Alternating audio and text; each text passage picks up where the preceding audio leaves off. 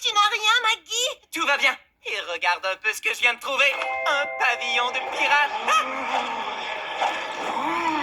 J'espère que c'était le bruit du vent. Bien sûr, un vent mauvais qui fait le même bruit qu'un fantôme.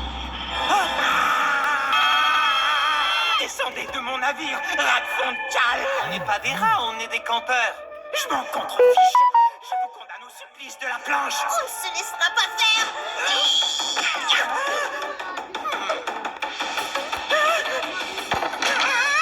Ne me faites pas de mal. Mais on te veut aucun mal, on veut seulement jouer aux pirates. Tu peux sortir de ton seau maintenant. Je m'appelle McGee, et voici Gretchen et Squirt. Pardon, ça fait si longtemps que je n'ai pas eu de passager. Et je m'appelle Serpilleur, et lui c'est Flébus. Vous ne pourriez pas aller jouer aux pirates ailleurs, s'il vous plaît? Mais quoi de mieux que ton bateau de pirate pour jouer aux pirates? Allez, sois gentil, Serpilleur, on va s'amuser.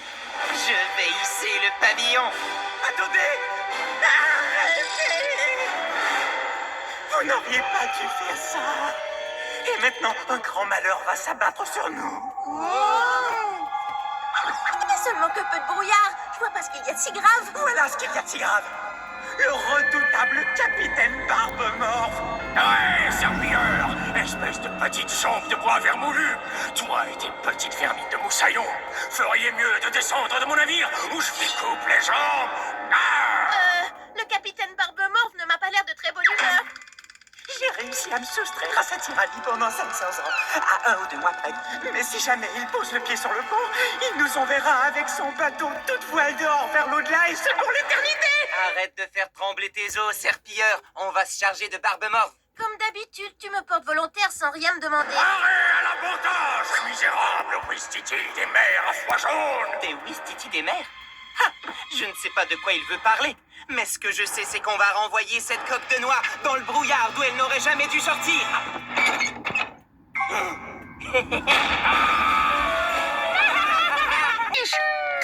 Je savais que c'était du bidon. Hé, Te laisse pas distraire, Maggie. Tu veux rencontrer ton idole, oui ou non? Alors, essaie de ne pas nous faire expulser d'ici. c'est le capitaine. Même quand il tousse, il est héroïque. Bon alors, il est où le buffet ici? Dans Zombie à la princesse au pied plat, il y a des répliques bien plus percutantes. Êtes-vous le papa du capitaine Normand? Non, je suis le capitaine Normand. Et méfie-toi des imitations, jeune admirateur. Tiens, je te donne mes déchets. Un capigraphe? Non, je veux dire une autopithème. Réservé aux détenteurs de billets privilèges, gamin. McGee, je savais que ta tronche de bestiole me rappelait quelqu'un. Aïe! Vous vous souvenez de moi, capitaine? C'est moi qui faisais le 3e nain en pierre à partir de la gauche dans la saison 3. Je vais me rappeler de tout ce que tu veux, tant que tu me files du fric, gamin. N'importe quel idiot sait que les nains en pierre n'existent que dans le jeu vidéo de Star Trek. Tu vas regretter de ne pas être dans le jeu vidéo. Feuille de chou, à l'attaque! Je veux pas voir ça. Dans Zombie à la princesse au pied plat, les scènes de combat sont bien meilleures. Vois ça dans tous les congrès de science-fiction. Laissez-moi passer. Capitaine, voici votre nouvelle partenaire.